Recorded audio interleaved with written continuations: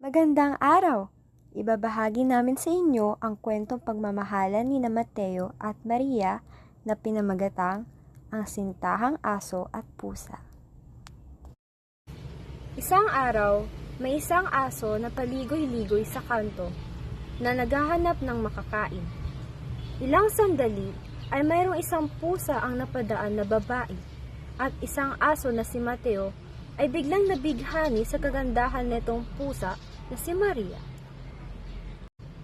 Sa ikalawang araw na nakaraan, ay muli na naman nakita ni Mateo si Maria sa kalsada at kanya itong nilapitan. Magandang araw sa iyo, magandang pusa. Magandang araw din sa iyong aso. Maaari ba akong magpakilala sa iyo? Siyempre naman. Ako nga pala si Mateo, isang aso na matapang dito sa kalye at gwapo pa. Aba, gwapo ba talaga o mayabang? Ay nagkakamali ka dyan, pusang maganda. Ano palang iyong ngalan? Ako naman si Maria, isang pusa na pinupuri ng aking mga kapwa pusa. Kaya naman pala ako nabighani sa iyong ganda noon pa. Ha? Noon mo pa ako nakikita? Noong kailan lamang iyon? Ang ganda mo pala sobra. Maari ba akong magkapagkaibigan sa iyo? Oo naman, bago pa lang ako dito sa Kalinyo. Iniwan kasi ako ng aking mga magulang sa tabi. Pero salamat sa Diyos at may mabuting kumukup sa akin. Talaga ba? Parehas pala tayo. Siguro, tinadhana talaga tayo. Makalipas ng ilang araw, ay may planong umamin nitong si Mateo na may nararamdaman siya kay Maria. Ito ay kinakabahan dahil baka hindi siya magustuhan at kaibigan lang ang tingin sa kanya. Ngunit, ipinagpatuloy pa rin nito ang kanyang plano. Kamusta ka, Maria?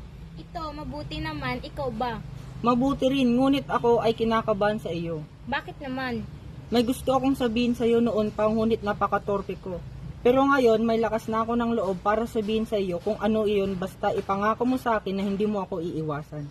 Hala, bakit may sakit ka? May iba ka ng kaibigan? Ha ha ha ha. Hindi, Maria. Ipangako mo muna sa akin na hindi mo ako iiwasan kapag nalaman mo na ang tinutukoy ko. Pinapangako ko na hindi kita iiwasan, Mateo. Noong nagkakilala tayo, bigla na lamang akong nabighani sa iyong kabaitan. May nararamdaman ako sa iyo, Maria. At sana ay hindi mo ako iiwasan sapagkat isa iyan sa aking mga kinakatakutan. May gusto din sana akong sabihin sa iyo, Mateo. Ano iyon, Maria? May nararamdaman din ako sa iyo, Mateo. Matagal ko na itong itinago dahil natatakot ako baka bigla mo na lang akong layuan sapagkat maraming umaaligid sa iyo na kapwa mo aso. Alam nating dalawa na hindi tayo parehas ng uri pero mahal kita, Mateo. Mahal na mahal kita, Maria. Ipinapangako ko na hindi kita sasaktan basta mahalin mo lang ako tulad ng pagmamahal na ipinaparamdam ko sa iyo. Oo, Mateo. Basta ipangako mo sa akin na gagabayan mo ako sa lahat ng pagsupok na ating mararanasan at sa mga bagay na kailangan nating intindihin. Ipinapangako ko lahat ng iyan, Maria. Nang magkaalaman na parehas silang may nararamdaman sa isa't isa, ay doon na nagsimula ang kanilang walang hanggang pagmamahalan. Isang araw ay may trahedyang nangyari kay Maria. Natagpuan na lamang siya sa kalsada ng walang malay at ang mga aso doon ay pinalibutan siya at pinag-uusapan kung ano ba ang nangyari sa kanya. Hala! Sino iyan? Anong nangyari sa kanya? Buhay pa ba siya? Pinagkakaguluhan nila si Maria na nakalatag sa semento. At sa sandaling iyon ay bigla na lamang dumating si Mateo. Kinagulat ni Mateo nang makita niya ang kanyang sinta na nakahandusay sa semento at walang malay. Maria! Lumapit si Mateo sa katawan ni Maria at kanyang binuhat. Anong nangyari sa kanya? Tanong ni Mateo sa mga kapwa niyang aso. Walang makasagot sa tanong ni Mateo sapagkat wala ni isa sa kanila ang nakakaalam kung ano ba talaga ang nangyari kay Maria. Mahal ko, anong nangyari sa iyo? Sino may gawa nito? Sa sobrang iyak ni Mateo at walang makasagot sa tanong niya, ang kanyang puso ay may namumuong pighati at galit. Ngunit may isang pusa ang lumapit sa kanya at sinabi ang dahilan kung ano nangyari kay Maria. Alam ko kung ano ang nangyari. Nakita ng aking dalawang mata. Ano? Ang iyong matalik na kaibigan na si Cardo ang may kagagawa nito. Ha? Wag na wag mong pagbibintangan ng aking kaibigan. Hindi mo siya lubusan na kilala. Ikaw ba? Nakakasigurado ka ba ng lubusan mong kilala ang iyong matalik na kaibigan?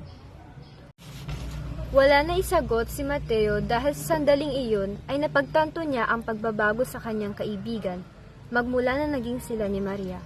Matapos ang kanilang usapan ay dali-daling itinakbo ni Mateo si Maria sa isang manggagamot na si Doktora Liza. Doktora Conejo, tulungan mo ang aking sinta. Parang awa mo na, hindi ko kakayanin na siya ay mawala sa akin. Pahugulgol na nagmamakaawang sinabi ni Mateo. Tahan na, Mateo. Gagawin ko ang lahat upang tulungan ng iyong sinta. Salamat, doktora, salamat. Matapos nun ay pumunta si Mateo sa tahimik na lugar upang pag-isipan ang sinabi ng puso sa kanya. Sa kanyang pag-iisip ay bigla na lamang dumating si Cardo. Mateo, ano nangyari kay Maria? Nabalitaan ko na may trahedyang nangyari sa kanya. Kamusta na siya? Gising na ba siya? Bakit mukha kang natataranta? Sino ka ba sa buhay niya, ha? Ako'y nag-aalala lamang sa kanya dahil kaibigan ko din siya. Kailan mo pa siya naging kaibigan? Ni walang nababanggit si Maria sa akin na may iba siyang kaibigan na aso. Maniwala ka sa akin, Mateo. Kaibigan ko lang siya. Kaibigan? Kung kaibigan mo siya, bakit mo ginawa sa kanya iyon? Ang alin, Mateo? Tinatanggi mo pa talaga? Sinabi sa akin ni Chris ang mga nangyari kay Maria at ikaw ang dahilan kung bakit nangyari iyon. Ikaw ang may sala, Cardo. Walang hiya ka. Ano? Wala akong ginagawa kay Maria. Habang inaatake ni Mateo si Cardo, nabigla si Chris sa kanyang nakita at agad niya silang inawat. Tigil! Tigil kayong dalawa! Tigil, Cardo! Tigil, Cardo! Noong napigilan na ni Chris si Mateo at Cardo, sila ay nagtitigan sa isa't isa at umalis si Mateo sa harapan ng dalawa at dumiretso sa kwarto ni Maria. Makalipas na araw ay may magandang balita na natanggap si Mateo at iyon ay gising na si Maria. Nang malaman nito ni Mateo, agad-agad siyang sumugod sa kwarto ni Maria at ito ay nagalak na makita si Maria na gising. Mahal ko, buti naman at gising ka na. Ilang araw akong naghintay na magising ka at malaman ang katotohanan kung ano ba ang nangyari sa iyo. Kasalanan ba talaga ito ni Cardo? Cardo, wala siyang ginagawa sa akin. Bakit? Saan mo nabalitaan na may ginawa sa akin si Cardo? Sabi ng iyong kaibigan na si Chris. Ha? Si Chris ang dahilan kung bakit ako nagkaganito. Habang kami ay naglalakad, bigla-bigla na lang niya ako tinulak at kasagasahan at nawalan ng malay. Ano? Ang sabi sa akin ni Chris ay si Cardo ang dahilan kung bakit ka namin dinala dito. Ano? Hindi. Bago ako mawalan ng malay, siya ang nakita ko na tumawag ng tulong para tulungan ako. Bigla na lamang napaisip si Mateo kung tama nga ba ang kanyang ginawa. Pinagbintangan at sinaktan niya ang kanyang matalik na kaibigan nang hindi alam na ito pala ang tumulong sa kanyang sinta. Kaya naman nagtungo siya kay Cardo at lilinawin kung ano nga ba ang tunay na nangyari. Ano ang ginagawa mo dito? Cardo, kumalma ka. Andito ako upang makipag-ayos at makipag-usap. Ano ba ang kailangan mong malaman?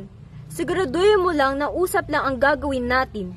Una sa lahat, pasensya na Cardo sa ginawa ko sa iyo nung nakaraan. Nadala lamang ako ng aking damdamin dahil sinabi ni Chris sa akin na ikaw ang nakita niyang dahilan kung bakit nagkaganon si Maria. Ang dahil lang sa sinabi ni Chris? Hindi mo man lang nilinaw bago ka nakipagtalo sa akin? Hindi mo man lang dininig o sinubukang alamin ang panig ko? Tinulungan ko si Maria nung araw na yon. At kung naniniwala ka sa sinabi ni Chris, pwes, wag. Dahil binabaligtad niya ang nangyari. Siya ang nakita kong nagtulak kay Maria nung araw na iyon. At yan ang kwentong Ang Sintahang Aso at Pusa. Naway nasiyahan kayo sa aming sinagawang puppet show. At kinapulutan niyo ito ng gintong aral. Maraming salamat. Paalam!